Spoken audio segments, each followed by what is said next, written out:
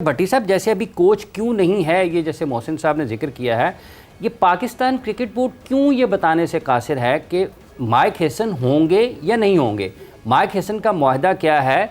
जब शुरू में ये यहाँ पर ढोल बजाए गए और बहुत खुशी का इजहार किया, जी माइक हेसन आ गए हैं पाकिस्तान में, वो बहुत ज़्यादा दिनों के लिए पाकिस्तान के पास दस्तयाब होंगे, लेकिन उसकी तफसीलात बताने से गुरेजा क्यों है?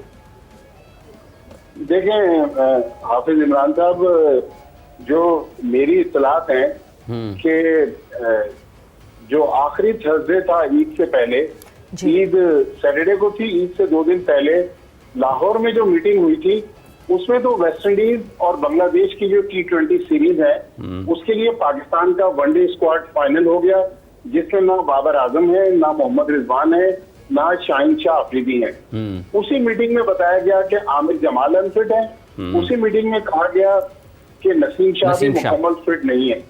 जहां तक माइक हैसन की बात है, उसी मीटिंग में ये भी बात सुनी गई कि माइक हैसन न्यूजीलैंड जा रहे हैं, वो 7 जुलाई को वापस आएंगे और 10 जुलाई से बांग्लादेश जो पाकिस्तान की T20 टीम में जाना है उसका तरबियती कैंप कराची में शुरू होगा।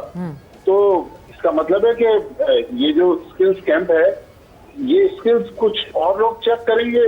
माइक हैसन उस तैयार प्रोडक्ट को जो है वो पाकिस्तान क्रिकेट के सिस्टम में मजीद मौके देंगे या उनको बाहर करेंगे। लेकिन मेरा सवाल ये है कि बाबर आजम पाकिस्तान के फॉर्मर कैप्टन, मोहम्मद रिजवान पाकिस्तान के फॉर्मर कैप्टन, शाहीन शाह अफरीदी पाकिस्तान के साबिक कप्तान, आज ही मैं पढ़ रहा था कि बाबर आजम का गालिबन बिग बैश में तकरीबन 11 या 12 करोड़ रुपए का कॉन्ट्रैक्ट हो गया और 19 तारीख को ये अनाउंसमेंट है। मोहम्मद रिजवान शायद ब्रिस्बेन से खेल रहे हैं और मेलबर्न की टीम से खेले शाहीन शाह अफरीदी, तो 2-2 महीने की तो इनको बिग बैश के लिए भी एनओसी मिल गई। तो इसका मतलब है कि फौरी तौर पर अब पाकिस्तान की T20 टीम में नहीं है। में 2 मैचों की साउथ अफ्रीका के खिलाफ टेस्ट सीरीज है, वनडे सीरीज तो फिलहाल हमें नजर नहीं आ रही। फिर शायद मार्च में जाके या अप्रैल में पाकिस्तान 2 टेस्ट मैचों की सीरीज है। तो मेरा ख्याल में अब ये स्किल्स कैंप में लड़कों को कह रहे हैं कि आप आए, प्रैक्टिस करें, जिम करें।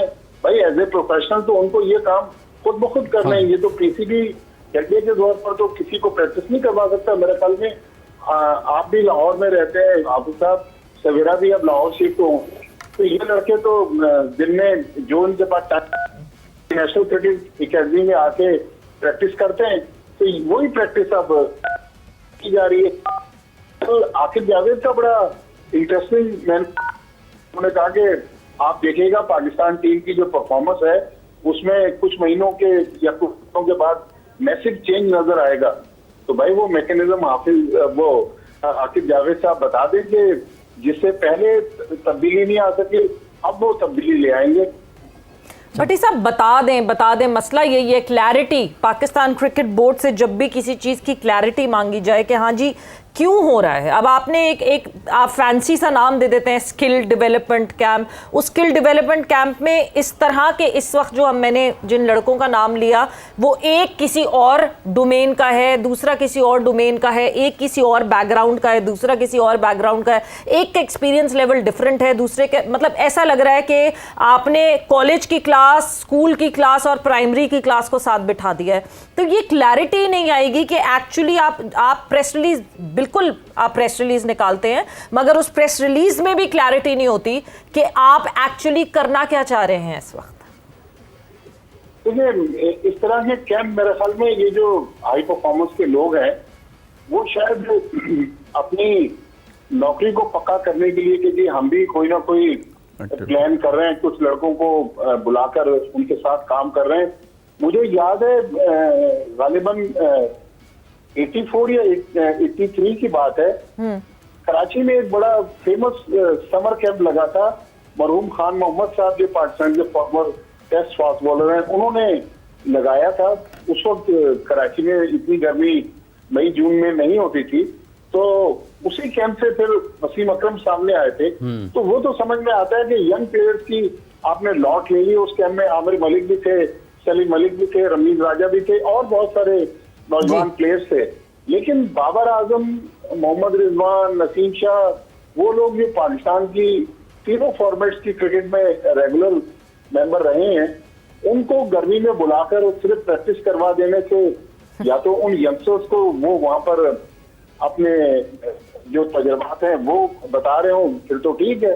अदरवाइज समझ नहीं आ रहा कि स्किल्स कैम्प में अब बाबर आजम इतनी क्रिकेट खेलने के बाद, 10 साल इंटरनेशनल क्रिकेट खेलने के बाद बाबर आजम, मोहम्मद रिजवान या नसीम शाह, उनकी स्किल्स कहाँ बेहतर होगी? अगर कोई बेहतर कर सकता है तो फिर मेरे ख्याल में माइक हैसन को होना चाहिए था। उसके अलावा चूंकि माइक हैसन ने आगे चल के उनसे काम लेना ना, आज उनकी स्किल डेवलपमेंट कुछ और लोग करवा रहे हैं, फिर उनसे जो काम है वो बाबर आजम से लेंगे माइक हैसन। तो ये चीजें समझ से बालतर है। बिल्कुल आप ठीक कह रही हैं कि इसमें थोड़ी सी क्लैरिटी आनी चाहिए।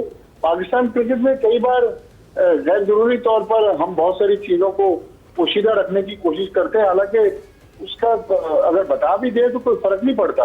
लेकिन पता नहीं ऐसा क्या निजाम है कि जो बंदा इस फिरोजपुर रोड पर एक बार चढ़ जाता है, उसके बाद फिर वो हर चीज को खुफिया रखने की कोशिश करता है। साफ छुपता भी नहीं, सामने आता भी नहीं है। भट्टी साहब, एक सवाल है कि अभी पीएसएल की परफॉर्मेंसेज हुई हैं, अभी आपने 3 लोगों का जिक्र किया, बाबर आजम, रिजवान और शाहीन शाह अफरीदी का। बैटिंग में मामलात और हैं, बॉलिंग में और हैं। पीएसएल की परफॉर्मेंस पर अगर आप देखते हैं तो वो इस सीज़न के 10वें की फातेह टीम के कप्तान थे और उनकी ज़ाती कारकर्दगी भी ज़रा मुख्तलिफ नज़र आई है। तो क्या शाहीन आफरीदी को भी पाकिस्तान क्रिकेट बोर्ड ये चाहता है कि एक साइड पर रखा जाए, सलमान अली आगा की जो टीम है उसमें ये तीनों प्लेयर्स ना आएँ किसी भी तरीके से? इस किस्म की कोई गैर एलानिया चीज़ें चल रही हैं? देखिए, मैंने एक दिन हाफिज साहब एक स्टोरी की थी, जिसके बाद फिर शाहीन ने भी मुझे फोन किया कि माजिद साहब आप मुझसे पूछ रहे थे, आपने ये बात की, मैंने शाहीन को भी ये बात बताई और आपको भी बात बता रहा हूँ कि मैंने शाहीन को कहा कि शाहीन, मैंने अपनी तरफ से कोई बात नहीं की, मैं तो वो बात मैंने लिखी थी अखबार में जो उस मीटिंग में डिस्कस हुई थी। उस मीटिंग में ये मैं जो बांग्लादेश की टीम सेलेक्ट हुई थी उस टीम की बात कर रहा हूँ, जो सरीना होटल इस्लामाबाद में इस्लामाबाद में वो जिसमें वो 2 क्रिकेटर्स भी शामिल हुए थे जिसका नाम आपने नहीं लिखा। जी। हाँ। नहीं, बाद में नाम आ गया, सरफराज अहमद और सिकंदर का प्लेयर नाम अब जी। तो वो वहां पर बताया गया कि शाहीन के साथ कोई एटीट्यूड का इशू है। मेरा ख्याल शाहीन तो इतना हम्बल, इतना पोलाइट बंदा है, अगर चले आपका बच्चा अगर गलती करता है तो माँ बाप उसको समझाते, घर से नहीं निकाल देते। तो शाहीन के साथ अगर कोई इशू है, हमने दुनिया में बड़े बड़े क्रिकेटर्स देखे, अगर आपको याद हो ऑस्ट्रेलिया के एक क्रिकेटर थे एंड्रयू साइमंड्स, जिनका बहुत ज्यादा डिसिप्लिन का इशू था। क्रिकेट ऑस्ट्रेलिया ने बहुत ज्यादा उनके साथ काउंसलिंग भी की, सेशंस भी किए। फाइनली जब वो नहीं समझा फिर उसको फॉर एवर टीम से बाहर कर दिया। तो मेरा ख्याल शाहीन का तो इतना मसला नहीं है। हाँ, अगर किसी और की वजह से शाहीन को कहीं पे निगाहें, कहीं पे निशाना, तो फिर बात समझ में आती है।